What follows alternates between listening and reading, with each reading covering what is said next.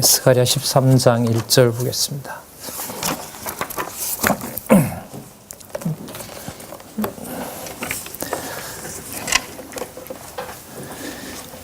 제가 읽겠습니다. 그날에 죄와 더러움을 씻는 셈이 다윗의 족속과 예루살렘 거민을 위하여 열리리라. 만군의 여호와가 말하노라. 그날에 내가 우상의 이름을 이 땅에 끊어서 기억도 되지 못하게 할 것이며 거짓 선지자와 더러운 사귀를 귀신을 이 땅에서 떠나게 할 것이라. 사람이 오히려 예언할 것 같으면 그 낳은 부모가 그에게 이르기를 내가 여호와의 이름을 빙자하여 거짓말을 하니 살지 못하리라 하고 낳은 부모가 그 예언할 때에 칼로 찌르리라. 3절까지 봤습니다. 처음부터 해석이 좀 필요하네요. 이때 그날이라는 말은요 13장하고 연관이 되고요 13장하고 12장하고 연관이 됩니다. 그날에 여호와께서 하신다는 것 체크가 되어 있습니다. 그리고 역사적으로 중요한 배경이라고 말씀드렸는데요. 6661페이지에 보시면 BC 144년에서부터 135년까지 시몬 대제사장, 이 하스몬 왕가지요. 하스몬 왕가에서 일어날 마카비 가문이나 하스몬 왕가나 다 같습니다. 135년에 의해서 살해당해서 슬퍼할 내용들이 나타납니다. 자, 그러면 지금 읽었던 1절에 13장 1절에 나타난 여러분 이 그날은 바로 아까 말씀드렸던 135년. 근데 135년 앞에 보면 165년이라고 나오죠. 167년이죠, 정확하게는. 저기 6664페이지를 먼저 보겠습니다. 거기에 보시면 167년에서부터 135년이라고 나오죠. 요보다가 시간이 좀 빠르게 기록되어 있는 게 6665페이지에 보시면 176에서 165가 있죠. 여기서부터 이제 거꾸로 가시면 돼요. 자, 일단 176에서부터 165년 동안의 사건이 지금 읽었던 13장 1절의 그날과 연관이 됩니다. 아셨어요? 네. 자, 그 다음에 167년부터 135년 있죠. 예? 그게 그 다음에 일어날 일입니다. 아셨어요? 그 다음에 스가랴 제일 끝에 보면 135년에서부터 76년까지 나타나죠. 예. 이 76년, 6670페이지에 가면 나오죠. 그리고 6671페이지에 가도 나옵니다. 76년입니다. 자, 간단하게 이렇게 정리하죠. 167년에서부터 76년까지 일어날 일들이 지금 그날과 연관이 됩니다. 그럼 그때 무슨 일이 있었느냐? 스가랴서를 기록할 당시로부터 350년 후에 예언을 하고 있습니다. 지금. 그럼 350년 후에 뭐가 일어나냐 하면 지금 바벨론에서 돌아와서 세우는 성전이 짓밟히는 해가 167년입니다. 아셨어요? 그 일이 앞으로 350년 후가 지나서 일어납니다. 그래서 지금 13장 1절 그날에 있죠. 지금 읽었던 이때 그날은 앞으로 50년 후의 일을 얘기를 합니다. 350년 후에. 그러니까 이렇게 되는 거죠. 지금 스가랴를 통해서 회복시켜서 예루살렘 성전을 이제 다시 짓는단 말이에요. 바벨론에 의해서 무너졌던 것을.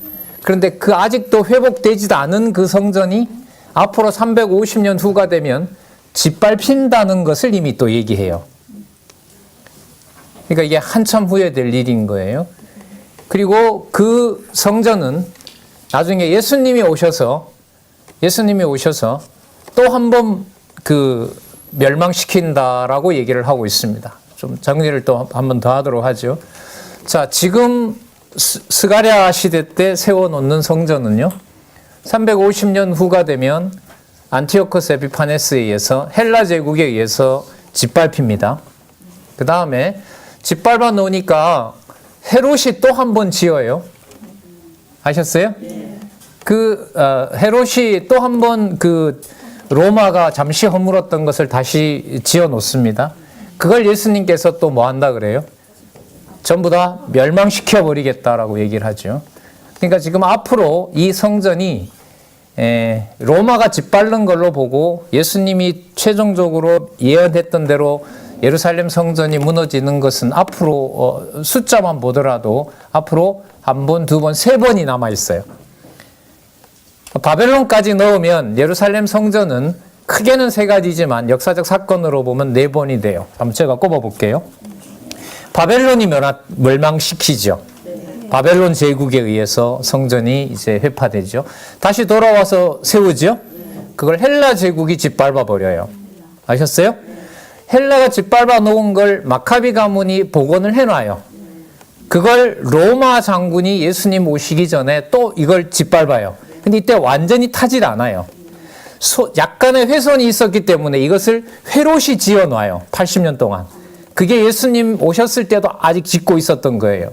그걸 예수님이 오셔서 약속한 대로 예루살렘 성전이 예수님 승천하시고 한 35년 후에 멸망하게 돼요. 이렇게 네 번에 걸쳐서 예루살렘 성전이 멸망합니다. 여러분, 이게 본론이 아니고요. 이 과정을 지금 예수님이 말씀하셨던 것 빼고 앞으로 이제 두 번에 걸쳐서 이루어지는데요. 그 내용을 지금 여기서 약속을 하고 있어요. 그게 무슨 사인이라고요? 무엇에 대한 예언이라고요? 메시아가 오실 것에 대한 예언이라는 것을 스가랴 12장에서부터 역사적 사실로, 아마 제가 알기로는 이 정통 보수주의에 해당하는 박윤선 주석, 성경신학 주석가죠. 박윤선 박사님의 아마 주석을 보고 주로 참조한 거기 때문에 보수주의 신앙에서는 이 역사적 해석이 거의 정설로 되어 있으니까요. 그대로 받아들이셔도 되고, 거기에 이제 이 저자도 인용을 하고 있는 것 같습니다. 저도 물론 동의합니다, 이게. 자, 그러면 지금부터 살펴보도록 하겠습니다. 그러면 13장의 내용에는 보면 지금 읽었을 때 여러분들 여기에 여호와께서 죄와 더러움을 씻는 셈이 다윗 족속과 예루살렘 거민을 위하여 열리리라고 얘기를 하죠. 여러분, 이게 이제 어떻게 보면 좋은 의미잖아요. 죄와 더러움을 씻어내는 건데, 그죠? 근데 이게 좋은 것만은 아닌 게, 죄와 더러움을 씻는 셈을 예루살렘 성전을 파괴하면서 일어나는 일이기 때문에 이 일이 그렇게 좋은 일만은 아니에요. 무슨 뜻이냐 하면, 스룹바벨 성전, 이제 스가랴가 곧 이게 지금 2000이란 519년의 예언이거든요, 이게. 지금 이 내용이. 아셨어요? 7장부터 나오잖아요. 7장에 가면 519년이 이제 연도예요. 그로부터 이제 3년이 지나면 성전이 선단 말이에요. 예, 516년에 서잖아요. 그럼 516년에 세워진 그 예루살렘 성전이 350년이 지나면 헬라 제국에 의해서 안티오코스 에피파네스 4세에 의해서 짓밟혀요. 그걸 지금 뭐라고 얘기하고 있냐면 죄와 더러움을 씻는 셈이라 그래요. 그럼 이 말은 지금 스가랴를 통해서 세워놓는 이 성전이 이게 보존된다 아니면 멸망하게 된다. 그 멸망해야 참 성전인 그리스도가 오는 거예요. 그래서 스가랴를 비롯한 특히 스가랴 후반부에 이 해석이 난제에 들어가게 되는 거예요. 왜? 우리 생각의 어떤 좋은 개념으로 보면 이게 잘 안 들어온단 말이죠. 자, 2절에 보시면 여호와께서 우상의 이름을 끊어버린다 그러죠. 보세요. 성전도 무너뜨려 버려요. 짓밟게 해요. 그게 그림자이기 때문에. 그리고 이방인의 손에서 짓밟히게 돼요. 물론 이제 마카비 가문이 또 세워놓긴 하지만은요. 고전까지 짓밟게 되고요. 2절에 보면 여호와께서 우상의 이름을 끊어버린다 그래요. 왜요? 예루살렘 성전이 뭐가 되니까 우상화돼 버리니까. 그게 더럽혀진단 말이에요. 그걸 가지고 이제 종교인들 돌아온 레위인이나 유대 왕국이 그 성전을 가지고 하나님을 농락하는 거예요. 쉽게 말하면 세속화시키는 거죠. 세속화시킨다는 말은 자기네들의 욕심을 채리기 위해서 성전세를 받고, 말라기 가면 아시잖아요. 하나님 닫아버렸으면 좋겠다. 막 병신 가지고 오고요. 그러면서 하나님이 반문을 하죠. 그거 너네들 군주한테, 너네들 통치자한테 갖다 줘봐라. 그거 좋아하겠느냐. 그들에게도 가져가지도 않는 걸 나한테 가져와서 우리가 언제 잘못했냐고, 우리가 언제 제사를 거른 적이 있냐고 그렇게 항변하느냐? 이렇게 말라기 가면 나온단 말이죠. 자, 그래서 2장 2절 내용은 우상의 이름이 예루살렘에서 불려지지 않도록 내가 다 소멸시켜버리겠다. 자, 그다음 3절에 아주 끔찍한 내용이 나옵니다. 자녀를 낳았어요. 낳은 자녀가 예언을 해요. 근데 부모가 들어보니까 그 예언이 거짓말이에요. 그러니까 자기 낳은 자녀를 부모가 죽여버려요. 왜요? 거짓말 한다고. 그러니까 완전히 쑥대밭을 만드는 거예요, 지금 이게. 예. 자, 3절에 중간에 나왔죠? 여호와의 이름을 빙자하여 거짓말을 하니 살지 못하리라 하고 낳은 부모가 그 예언할 때에 칼로 찌르니라. 여기 보시면 이제 아까 죄와 더러움을 씻는 셈이라고 했잖아요. 성전도 어떻게 해버려요? 다 소멸시켜버려요. 자, 선지자들이 예언도 제대로 못하게 해요. 선지자들 노릇 자체를 어떻게 해버려요? 없애버려요. 그래서 여러분들 예수님 오시기 400년 동안 선지자 안 보내잖아요. 무서운 진노죠. 이스라엘 역사 가운데 400년 동안이나 선지자를 안 보낸 적은 없어요. 가장 무서운, 이 잘하고 있는 건지 못하고 있는지를 구분을 할 수 없는 거죠. 이런 면에서 이제 보혜사 성령께서 일용할 양식으로 매일매일 말씀을 듣게 하신다. 이 명제는 좋고 좋아서가 아니라 매우 엄격하고 진짜 귀중한 일이다라는 생각을 또 한번 하게 됩니다. 자, 4절에 보시면은 더 이제 심각한 일로 가는데요. 그날에 선지자들이 예언할 때에 그 이상을 각기 부끄러워할 것이며 사람을 속이려고 토롭도 입지 아니할 것이며 말하기를 나는 선지자가 아니요 나는 농부라 내가 어려서부터 사람의 종이 되었노라 할 것이요 혹은 그에게 묻기를 내 두 팔 사이에 상처는 어찌 미뇨. 여러분들 그 엘리야 시대 때 보면 바알 그 사제들이 제사장들이 자기 몸에 어떻게 합니까? 막 상해를 하면서 신에게 제사하잖아요. 그러니까 이 몸에 보면 그 상해가 있는 거예요. 너 선지자네. 너 예언 좀 해. 이러면 나 아니다. 왜요?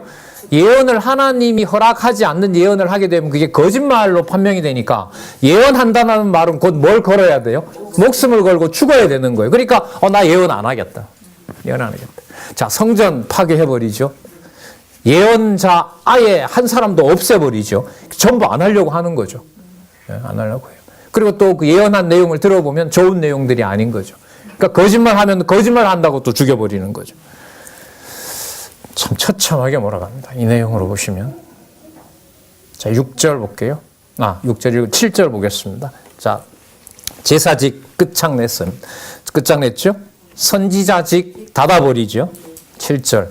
만군의 여호와가 말하노라. 칼아 깨어서 내 목자, 내 짝된 자를 뭐하라? 치라. 목자를 치면 양이 흩어지려니와 작은 자들 위에는 내가 내 손을 들이우리라. 목자를 다 없앤 다음에 통치자죠. 그럼 여기 보세요. 삼직을 전부 걷어치우겠다는 거예요.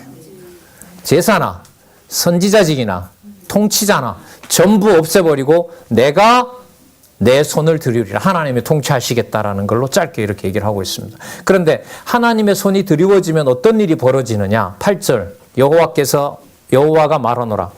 이 온 땅에서 3분의 2는 멸절하고 더 죽인대요. 하나님이. 내가 드리우는데 드리워서 하는 일이 3분의 2는 멸절하고 3분의 1은 거기 남으리라. 내가 그 3분의 1을 불 가운데서 던져 은같이 연단하며 금같이 시험할 것이라. 그들이 내 이름을 부르리니 내가 들을 것이며 나는 말하기를 이는 내 백성이라 할 것이요 그들은 말하기를 여호와는 내 하나님이라 하시리라. 그럼 멸한다는 얘기예요? 회복하신다는 얘기예요? 어떤 방법으로? 누구 방법으로? 여호와께서 정하신 방법대로 한다는 거죠. 그럼 이게 정리가 되면 이렇게 되죠. 앞으로 350년 후에 성전이 더럽힘을 당하고 또 불에 타기도 하고 선지자들은 거짓말만 하고 거짓말하다가 죽고 그 다음에 통치자는 전부 흩어버리고 그러니까 지도자가 없어지는 거죠. 왜 그렇게 하시는 거예요? 내가 통치하려고. 그러면 선지서 전체 맥락하고 맞아요, 안 맞아요? 맞죠. 여기에 여러분들 뭐가 남아있냐면 말라기가 남아있는 거예요. 그 말라기에 가면 여호와께서 통치하기 위해서는 남는 것들이 더 이상 있어야 돼요, 없어야 돼요? 없어야 돼요. 없어야 돼요. 없애겠다는 약속이 말라기 1장부터 이제 스가랴서가 끝나면 나오고요. 그럼 여호와께서 통치하신다라는 말, 여호와께서 그러면 3분의 2를 멸해버리겠다는 물론 여호와께서 정해놓은 숫자겠죠. 그 일을 누가 와서 하게 되느냐? 메시아가 오기 전에 내가 엘리야를 보내겠다. 맞죠? 네. 엘리야가 바로 누구죠? 세례 요한이죠. 세례 요한이 와서 하는 메시지가 뭐였습니까? 도끼가 이미 나무 뿌리에 놓였으니, 여러분 나무 뿌리에 이미 도끼가 찍혔으면 나무가 지금은 푸르러도 그게 살아있는 거예요? 죽은 거예요? 죽은 거잖아요. 아무리 멋진 헤롯 성전이 지어지고 있다 하더라도 그거는 마치 뿌리 없는 나무와 똑같은 거죠. 그걸 세례 요한이 그럼 엘리야의 이름으로 온단 말이죠. 여러분 엘리야가 와서 한 사역이 뭐였냐 하면 하나님의 사람으로서 아합 북이스라엘이죠. 분열한 북이스라엘 아합 가문에 대해서 엘리야와 엘리사가 뭐합니까? 언약한 대로 뭐 해버리죠? 멸해버리는 내용이 엘리사의 일이었죠. 그 엘리사의 사역은 하나님의 일을 하시는데 그 하나님의 일을 하신 내용이 뭐냐면 이탈한 북쪽 이스라엘을 뭐 하는 거였어요? 멸망시키는 거죠. 그럼 세례 요한이 와서 한 일이 뭐였습니까? 이 시대의 모든 종교 지도자들과 모든 통치자, 헤롯이겠죠. 헤롯과 당시의 유대인 모든 종교 지도자들은 이미 도끼가 어디에 놓여있는 꼴이다? 나무에 찍혀서 이미 멸망한 꼴이다. 그걸 다 멸망시켜야 누가 와서 새 성전과 하나님 나라를 지어요? 메시아가. 바로 그 일이 말라기에 약속되어 있는 겁니다. 그러니까 세례 요한의 많은 내용은 나오지 않지만 회개하라 천국이 가까웠느니라. 그건 바로 어디예요? 지금 스가랴서와 곧 나올 말라기서를 그대로 안고 들어오는 거죠. 그러니까 세례 요한이라는 인물은 구약의 인물 반반은 좀 나누긴 뭐하지만 예수님 메시아가 오신 시대의 메시아를 보면서 구약에 나타난 마지막 선지자 노릇을 약속대로 확증하면서 본인은 헤롯에게 순교를 당하게 되는 겁니다. 물론 그 선지자의 표시 자체가 바로 메시아께서 선지자 노릇을 하다가 결국 죽게 될 것에 대한 예표이긴 하지만은요. 자, 정확하게 물리는 거예요, 이게. 그래서 지금 이 스가랴서 후반부에 이게 350년 후, 아까 그 시몬을 끌어들이게 되면 400년이 지나게 돼요. 400년 후에 일어날 약속이 지금 들어있거든요. 350년에서 400년. 그러니까 재밌잖아요. 아직 페르시아 제국이 지금 시작할 무렵인데 페르시아 제국을 뛰어넘어서 헬라 제국도 망하게 되고 헬라 제국도 망할 뿐만 아니라 로마 제국도 결국 망하게 된다는 약속을 우리는 이미 다니엘서에서 봤단 말이죠. 그러니까 여호와께서는 여기서 이제 온갖 모든 내용들을 어디에 맞추는 거죠? 메시아 오시는데 맞춰서 마태복음이 시작되도록 하는 걸로 정확하게 연결이 돼요. 자, 그때 가서 또 확인하도록 하고 여호와께서 내가 하신다라는 사실을 13장 9절에서 확인했습니다. 자, 그렇다면 14장 이제 마지막으로 가시면 여호와께서 그 메시아 기름 부음 받은 자들, 레위 지파, 그다음에 선지자들, 그다음에 통치자들, 왕들 다 내보내고 누가 통치자 되시겠다 그래요? 그래서 14장에 가면 내가 왕이다 이런 말이 나와요. 자, 나오죠? 안 나오나? 먼저 읽어볼까요? 마음이 좀 급하네요. 9절 한번 보겠습니다. 먼저 좀 연결시키기 위해서 9절. 자, 같이 읽어볼까요? 14장 9절 시작. 여호와께서 천하의 왕이 되시리니 그날에는 여호와께서 홀로 하나이실 것이요 그 이름이 홀로 하나일 것임이라. 예, 명확하게 두 번에 반복해서 얘기를 하고 있고요. 그럼 이 여호와께서 오시는데 육신의 몸을 입고, 그게 말라기 3장에 가면 바로 누구예요? 여호와의 사자, 바로 메시아입니다. 그러니까 이렇게 딱 되죠. 내가 한다? 그 내가가 바로 누구냐? 엘리야를 먼저 보내고 그 다음에 올 바로 메시아다. 이렇게 연결이 됩니다. 내가 했던 비밀이 메시아로 드러나게 되고, 예수님은 오셔서 나를 본 자는 아버지를 봤다. 모든 것을 내 마음대로 하는 것은 없다라고 복음서에서 확증을 해주게 됩니다. 자, 예수님이 이 일을 안 이루시면 안 돼요. 지금 12명이나 되는, 16명이나 되는 선지자들을 통해서 하나님이 지금 급하게 몇백 년을 뛰어넘어서 메시아 약속을 이렇게 해줬는데, 메시아가 와서 이 선지서를 모를 리도 없고 이 메시아를 모두 다 안고 다 이루셔야 되는데 이걸 본인 마음대로 할 수가 있겠어요? 예? 예를 들면 시편 같은 150편 보면 그리스도가 매번 왜 겟세마네 가셨을까? 전부 자기 약속인데 본인이 범죄해서는 안 된단 말이죠. 구약의 어떤 말씀 하나라도 본인이 못 지키는 게 없으면, 지킬 수 없는 게 있다면, 하나라도 어떤 기도라도 찬양이라도 본인이 이루시지 못하면 본인은 하나님의 아들이 아닙니다. 메시아가 될 수가 없어요. 창세기부터 말라기까지를 다 이루셔야 돼요. 삼직은 물론이고요. 소소한 것까지 다 이루셔야 돼요. 그래서 그리스도가 이걸 요약을 하시잖아요. 성경에서 영생을 넣는 줄 알고 성경을 상고하거니와 그건 내 얘기다. 내 얘기다. 그러니까 그리스도가 잠을 못 자죠. 3년 동안 빠른 기간에 다 이루셔야 되는데 시편의 150편을 한 편 한 편 다 풀어서 본인 이야기로 정리해서 푼다 하더라도 그 내용이 어마어마한데, 뭐 개인적으로는 감사하죠. 150편을 써서 구약이 한 서너 배 되도록 신약 성경을 기록 안 하고 이렇게 짧게 기록해줘서 너무너무 감사하긴 하지만, 그러나 그리스도의 말씀 속에는 이미 다 압축이 되어 있죠. 모세의 글과 시편과 선지자의 글에 나를 가리켜 기록한 것이 모두 이루어져야 하리라. 그걸 다 풀어주시는 거죠. 그렇게 가이드라인을 만들어 놓으시고 보혜사 성령께서 오셔서 그때마다 한 줄 한 줄, 한 낱말 한 낱말을 자기 백성들에게 깨닫게 하시고, 그게 하나님의 말씀이라는 사실을 종교개혁 500주년 재작년 지나갔죠. 500주년, 502년째 되는 여러분 올 연초에 우리는 또 한 번, 어제 저자 뵀는데요. 4월 26일이죠. 지도자 협의회 포럼, 그때 맞춰서 지금 열심히 최종판 성경 개론을 통일성 있는 확증된 진리의 말씀이라는 것을 확인하고 계시는 걸로 그렇게 알고 있습니다. 자, 14장 1절로 돌아와서 아까 여호와께서 왕 되신다는 거 살펴봤으니까요. 주어 중심으로 확인을 하도록 하겠습니다. 열국을 치고 당연히 여호와께서 치겠죠. 예루살렘으로 회복시켜. 아까 여러분들 다 회복시킨다 그랬어요? 남은 백성만 한다 그랬어요? 맞습니다. 그렇게 읽어 나가시면 돼요. 자, 여호와께서 열국을 치시는데 아까 3분의 1이라 그랬죠? 3분의 1 남은 백성으로 회복을 시켜서, 자, 여호와께서 아까 누가 되신다 그랬죠? 왕이 되셔서 보호해 주실 것을 예언하는 내용인 거예요. 자, 보겠습니다. 1절, 여호와의 날이 이르리라. 그날에 내 재물이 약탈되어 너희 중에서 나누이리라. 2절에 내가, 잘 보세요, 열국을 모아 예루살렘과 싸우게 하려니 성읍이 일단 뭐 돼야 돼요? 함락돼야 돼요. 철저하게 짓밟혀야 돼요. 우리 다니엘서 지나왔지만 이 헬라 제국이 여러분 남과 북으로 갈리거든요. 남과 북으로 갈리는데 그 사이에 어디가 있냐 하면 예루살렘이 있는 거예요.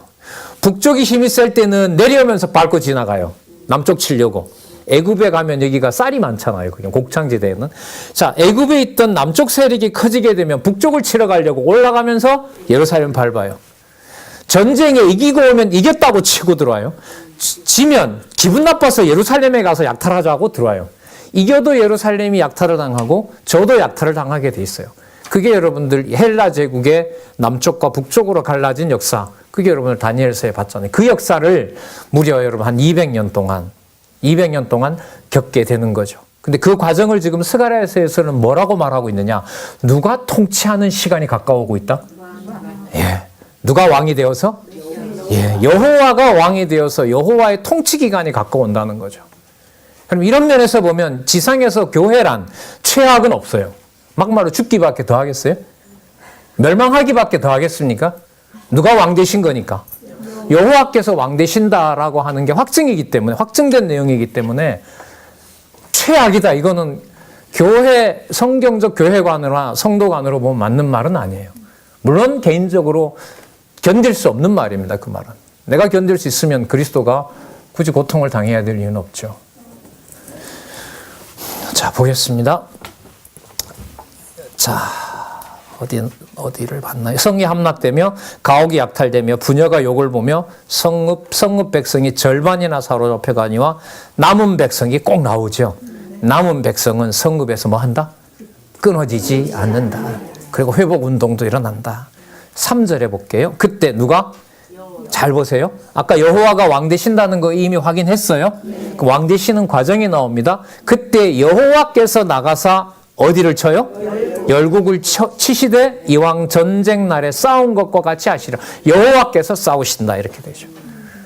이게 여러분 신약에 가서 교회의 투쟁을 통한 성취, 히브리서에서부터 유다서까지의 근거가 돼요. 이런 게. 성령께서 오셔서 싸우시잖아요. 양육까지만 우리가 하고 무장은 내가 하죠. 무장 내가 했으면 가서 싸워서 이기는 건 제가 할 수 있잖아요. 무조건 막 절절 하지 말고. 솔직히 그렇게 사시잖아. 살기 막 이제 넘어오는 거예요. 이렇게 되면. 이런데 말려드시면 안 돼요. 말은 바로 하라고. 아니에요, 강사님. 그건 틀린 말이에요. 이렇게. 네. 네. 자, 보겠습니다. 4절. 그날에 그의 발이 예루살렘 앞 곧 동편 감람산에 설 것이요. 여기서 이 산이 갈라져 버려요. 예, 산이 갈라져 버립니다. 그래서 여러분 잘 아시는 대로 산이 갈라지게 되고요. 동산이 따로 준비가 돼야 돼요. 왜요?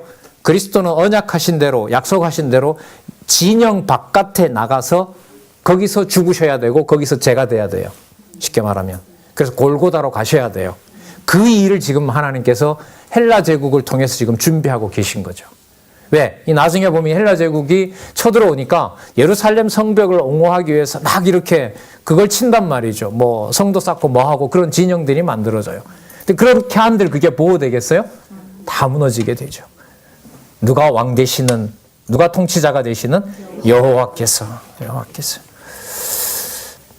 자, 그래서 5절에 보면 그 산 골짜기는 아셀까지 미칠 것이라. 여러분, 아셀은 이스라엘 서북쪽 경계니까요. 이게 아셀 지파거든요. 아셀 지파가 끝에 이게 살았단 말이에요. 드로와 시돈 쪽에. 그러니까 전 국토를 하나님께서 어떻게 하시는 거냐 하면 당신이 원하시는 땅으로 지금 만들어 가시는 거예요.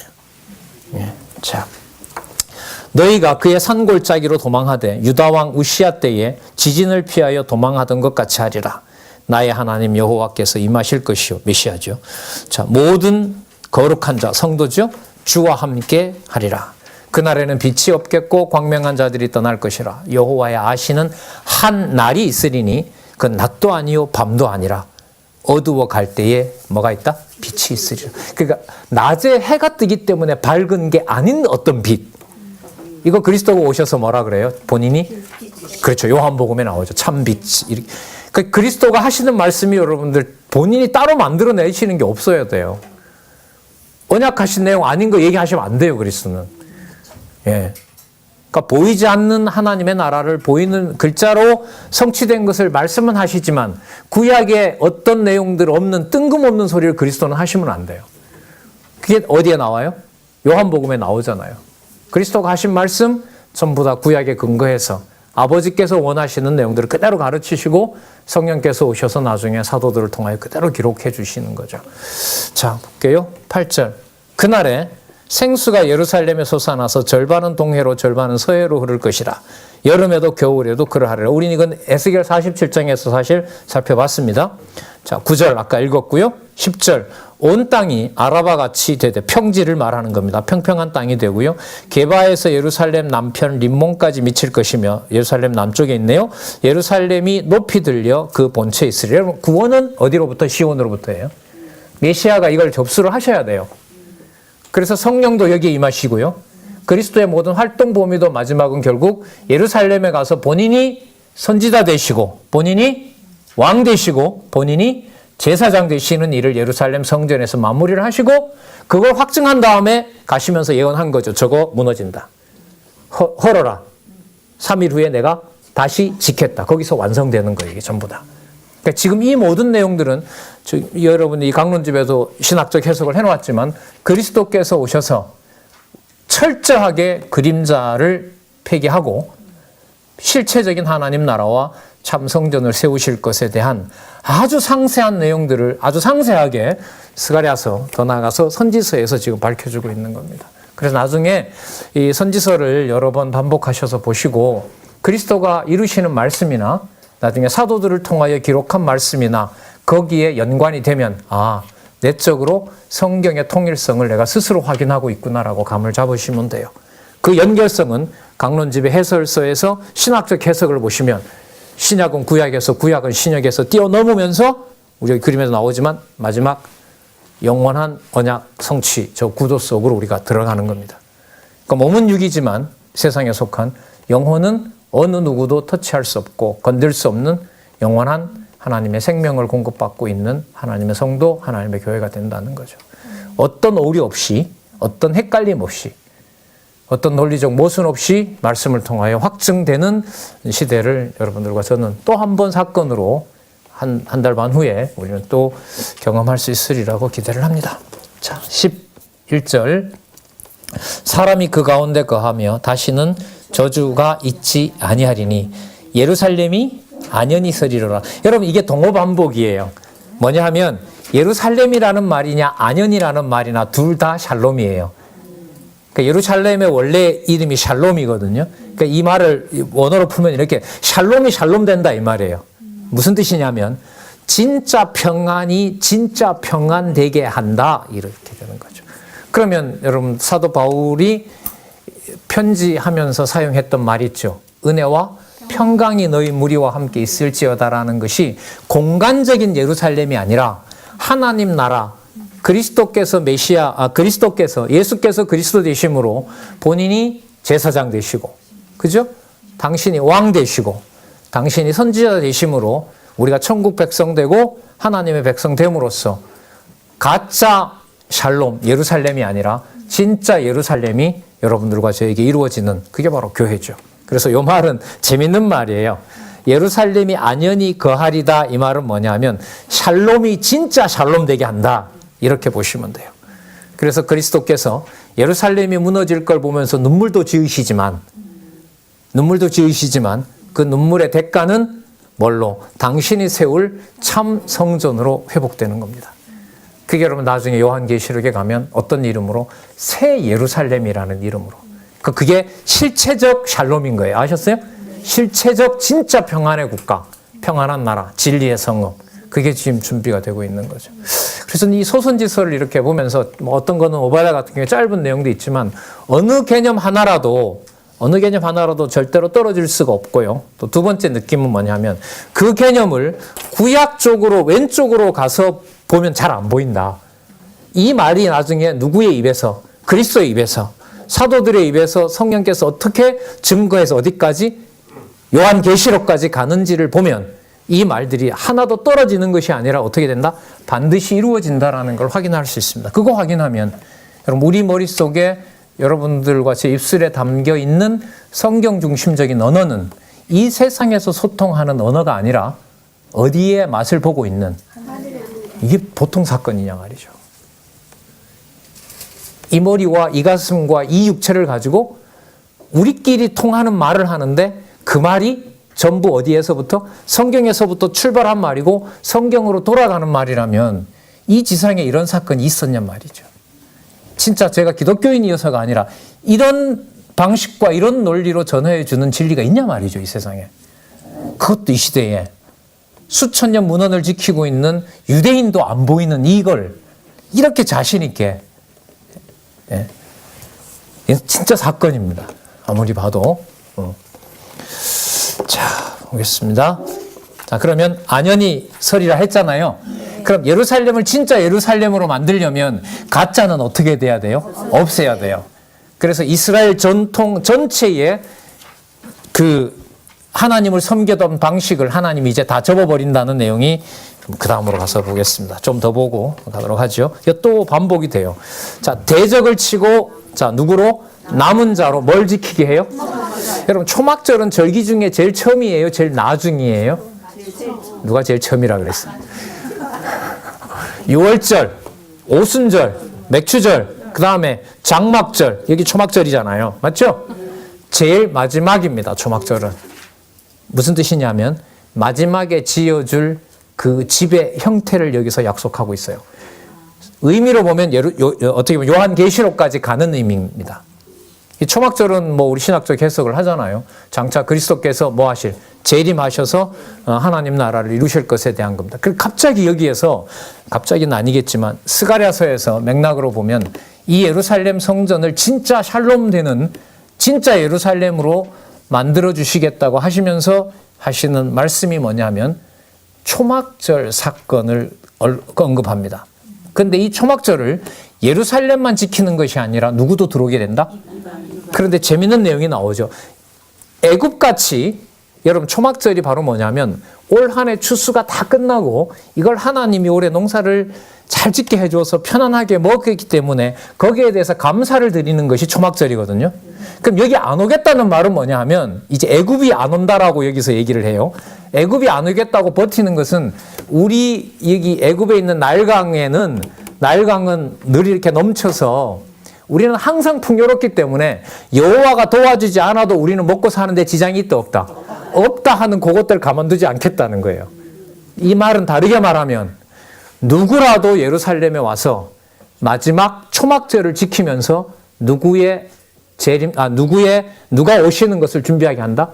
메시아가 오시는 것을 준비하도록 하시는 내용이 지금 14장 12절에서부터 21절이에요. 그래서 이 초막절은 뭐 신학으로도 그렇고요. 이게 장차 오실 그리스도의 종말론적인 사건이다. 보통 이렇게들 통설로 얘기해요. 왜? 그렇게 뭐 나오니까요. 자, 그럼 확인해 보도록 할게요. 13절로 가겠습니다. 그날에 여호와께서 그들로 크게 요란케 하시리니 피차 손으로 붙잡으며 피차 손을 들어 칠 것이며, 이건 일단 열방들이 서로 전쟁해서 멸망한다는 얘기입니다. 제가 12절을 읽지 않았는데요. 그렇게 보시고요. 14절, 유다도 예루살렘에서 싸우리니 그때에 사면에 있는 열국의 보화 곧 금, 은과 의복이 심히 많이 모여질 것이요. 어디에? 예루살렘에 말과 노새와 약대와 나귀와 그 진리에 있는 모든 육축에게 미칠 재앙도 그 재앙과 같으니라. 자, 그 다음에 16절 보세요. 예루살렘을 치러 왔던 열국 중에 어떤 자가? 남은 자가 언제요? 해마다 올라와서 그 왕 누구라 그래요? 여기 또 나오네. 아까 9절에 나왔었죠? 14장 9절에 나왔던 대로 또 반복하면서 확인합니다. 그 왕 만군의 여호와께서 승리하며 뭘 지킨다고요? 그렇죠. 초막절을 지키는 거죠. 초막절은 여러분 장차 있게 될 바로 심판하고도 연관이 됩니다. 여러분 이 레위기인가 신명기 가면 이 설명이 되고 있고요. 이거 오타인 것 같은데 6670페이지에 그 레위기 23장 39절에서부터 43절 밑에 보면 올라와 여호와를 경외하며 유월절을 지킨다 그러죠. 이거 유월절이 아니고 초막절로 고치시기 바랍니다. 자, 다시 본문으로 와서 보도록 하겠습니다. 자, 초막절을 지키러 올라옵니다. 17절 천하 만국 중에 그 왕 만군의 여호와께 숭배하러 예루살렘에 올라오지 아니하는 자에게는 비를 내리지 아니할 것인지, 만일 애굽을 예를 들어요. 애굽 족속에 올라오지 아니할 때는 창일함이 있지 아니하리니, 그러니까 물이 늘 넘쳐 흐르는 그거 내가 닫아버리겠다 이거죠. 여호와께서 초막절을 지키러 올라오지 아니하는 열국 사람을 치시는 재앙을 그에게 내릴 것이라. 그럼 이것도 여러분 여호와께서 하시는 거죠. 열국 중에 이렇게 되는 거예요. 와서 예루살렘을 침공했기 때문에 예루살렘을 너 왜 침공했냐고 죽는 자도 있지만, 그 침공하러 왔던 자들 중에 예루살렘을 보면서 누구를 섬기는? 여호와를 섬기고 마지막 추수 축제인 어디에? 초막절에 참석할 자도 있다는 거예요. 그러니까 유대인 내에서도 남은 자가 있고요. 그리고 또 이방인 내에서도 남은 자가 있다는 거죠. 유대와 이방인 구도는 아니에요. 아셨어요? 자, 그럼 좀 더 보도록 할게요. 반드시 그걸 여호와께서 지키게 하신다는 거죠. 초막절을. 자, 애굽 사람이나 열국 사람이나 초막절을 지키러 올라오지 아니하는 자는 자의 받을 벌이 이러하니라. 그날에는 계속 그날 하죠. 이걸 여러분 신학적으로 종말론적 의미라 보통 그래요. 종말은 바로 누구냐면 그리스도가 오시는 거. 그게 바로 종말이죠. 자, 그날에는 재밌는 말씀 나오네요. 그날에 뭐까지도 말방울에까지 여호와께 성결이라 기록될 것이라. 여러분 말방울이 어디 달려 있죠? 말에 달려 있겠죠. 저도 알아요. 목에 달려 있나요? 여러분 이 말을 누가 타고 와요? 아니죠. 전쟁하러 오는 적군들이 타고 오죠. 그러니까 예루살렘을 치러 말 타고 오는 자들에 달려있던 방울이 침략군이 오는 소리인 거예요. 그게. 아셨어요? 침략군들이 쳐들어오는 소리가 말방울 소리가 들리니까 얼마나 겁나겠어요. 그런데 여호와께서는 남은 자 아까 얘기를 했잖아요. 그 이방인들이 타고 있는 말에 달린 말방울이 어떤 방울이 된다? 침략군의 방울이 아니라 복음을 들으라고 울리는 종소리가 된다는 거예요. 이게. 자, 왜냐하면 그 다음에 답이 나오죠. 여호와께 무엇이라? 20절요. 그날에는 말방울에까지 여호와께 뭐라 기록될 것이다? 그럼 그거 더러운 거예요? 깨끗한 거예요? 근데 예루살렘을 멸망시키면서 깨끗하다고는 할 수 없잖아요. 그러면 그 방울의 의미를 어떻게 봐야겠어요? 복음이 어디에? 예루살렘에 있고 여호와께서는 살아계시고 여호와께서 지금 이 일을 하고 계신다라는 것을 방울 소리를 흔들어서 알림으로 그 방울이 누구의 이름을 전하는, 그렇죠, 여호와의 이름을 전하는 거기 때문에 그게 여호와께 뭐가 된다? 성결이 되는 거죠. 성결이 돼요. 복음을 전하는 자의 소리가 되어버리는 겁니다. 여호와의 전에 모든 소치, 제단 앞 주발과 대접이죠. 이게 일종의 주발과 다름이 없을 것이니 예루살렘과 유다의 모든 소치 만군의 여호와의 뭐가 돼요? 성물이 될 것인즉 제사 드리는 자가 와서 이 솥을 취하여 그 가운데 고기를 삶으리라. 그날에는 만군의 여호와께서 가나안 사람이 다시 있지 아니하리라. 가나안 사람 여기 해석해 놓았죠. 장사꾼들. 그러니까 여러분 나중에 예수님께서 성전에 올라가서 채찍을 만들고 성전에 그 비둘기 유월절 지키려고 여러분 그 비둘기 매매하고 있는 거 어떻게 하죠? 다 뒤집어엎죠. 그러면서 뭐라고 합니까? 하나님의 집을 강도의 소굴로 만들고 장사꾼의 소굴로 만드느냐 하면서 다 뒤집어 엎어버려요.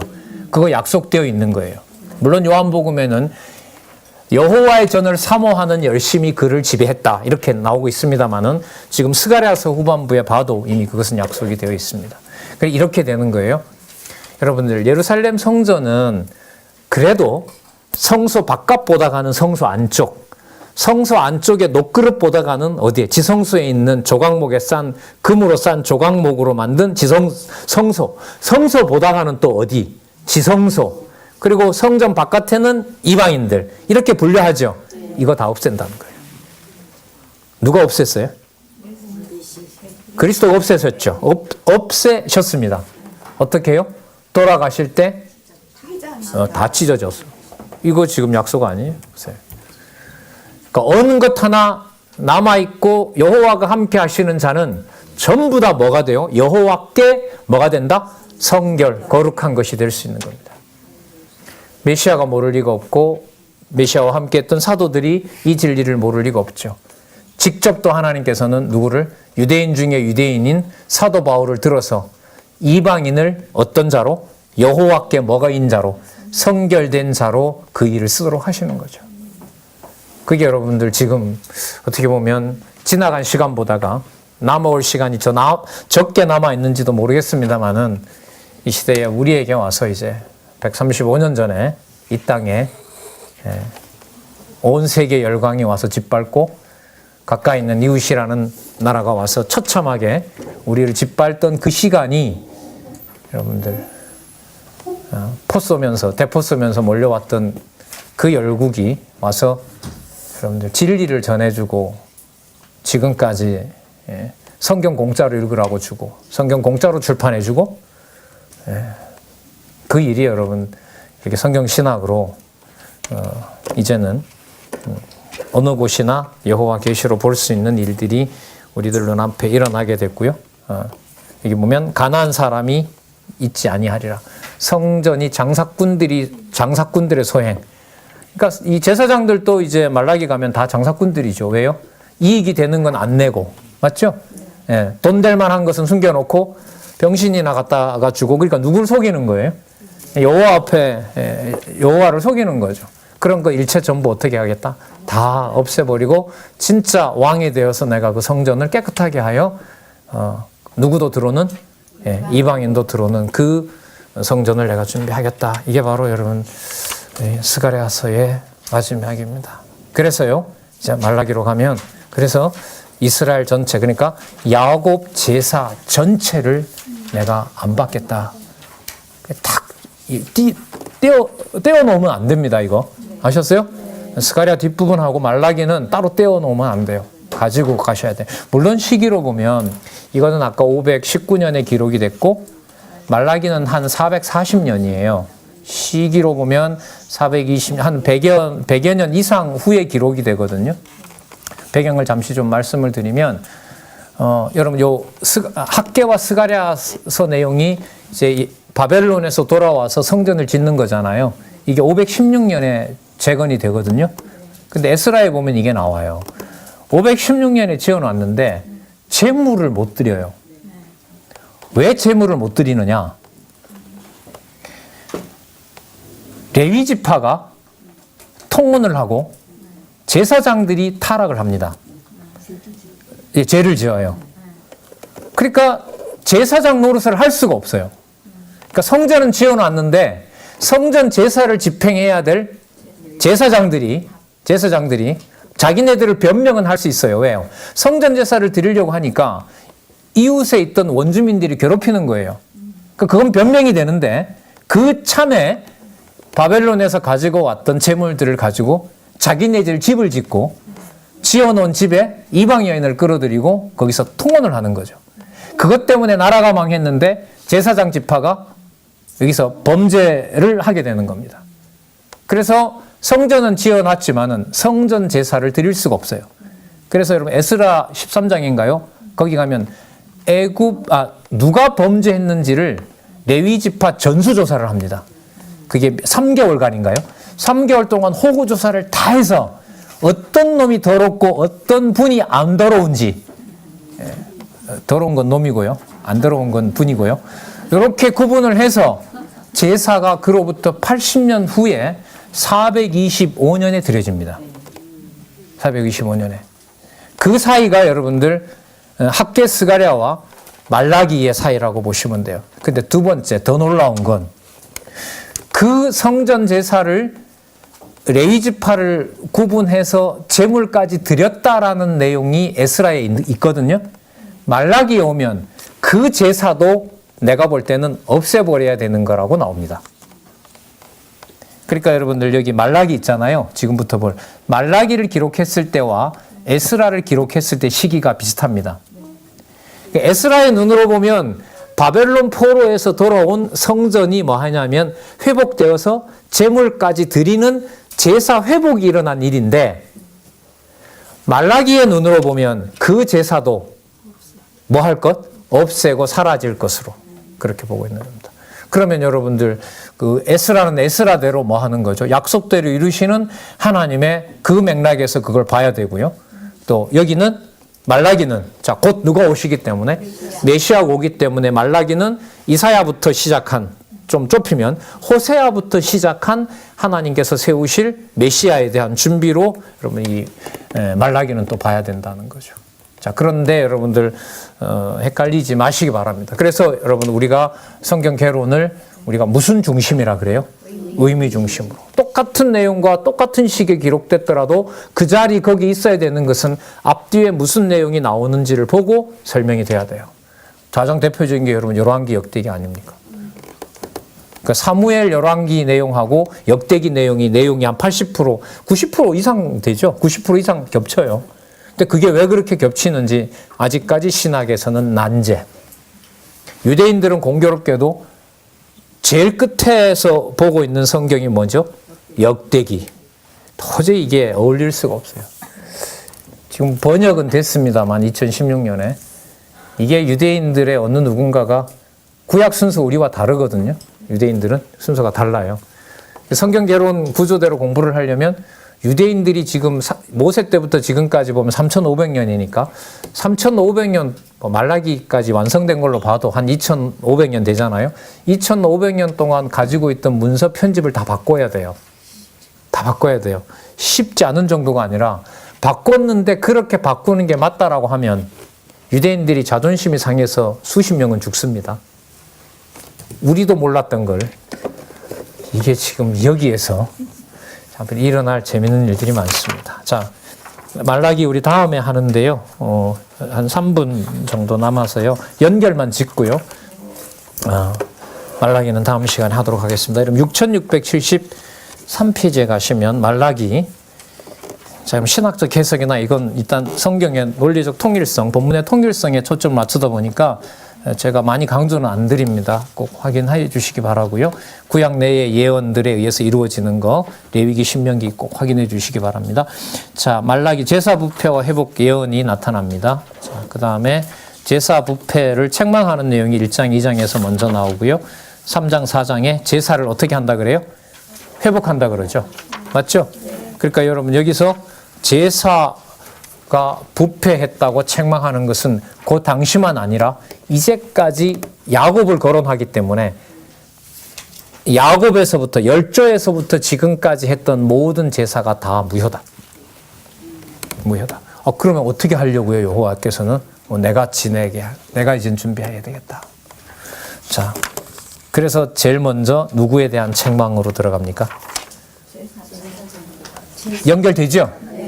그래서 제사장들이 하는 저 제사를 하라 하지 말라. 더 이상 하지 말라. 더 이상 하지 말라. 그렇게 연결이 돼요. 자, 그 스가랴서 후반부의 그 역사적 사실은요, 제가 공부를 해보니까 좀 필요해요. 필요하고요. 또 역사적 기록들이 지금은 이런 부분들은 있기 때문에 이 저자가 또 이 연결성에서 필요한 부분들을 기록을 했다고 봐요. 그건 조금 숙지해 주시기 바라고요. 다음 시간에 우리 여기 말라기부터 또 하도록 그렇게 하겠습니다. 기도하겠습니다. 하나님 아버지 감사합니다. 우리가 볼 수 있는 글과 또 우리가 들을 수 있는 말이지만 그 생각을 이 땅에 멈추지 않게 하시고 창세전에 그리고 장차 오실 또 지금도 보이지 않지만 분명히 살아계셔서 역사하시는 하나님 여호와에 대한 분명한 증거로 받을 수 있도록 허락해 주셔서 감사합니다. 진리도 사랑할 수 있는 마음 주시고 그 여건과 환경도 진리를 더 탐구하는 참 좋은 환경 될 수 있도록 인도해 주시옵소서. 그리고 지식으로 만족하지 않고 살아계신 하나님 어떤 환경에서라도 인정하고 전하는 주의 동력자들 될 수 있도록 인도해 주시옵소서. 예수님의 이름으로 기도드렸습니다. 아멘.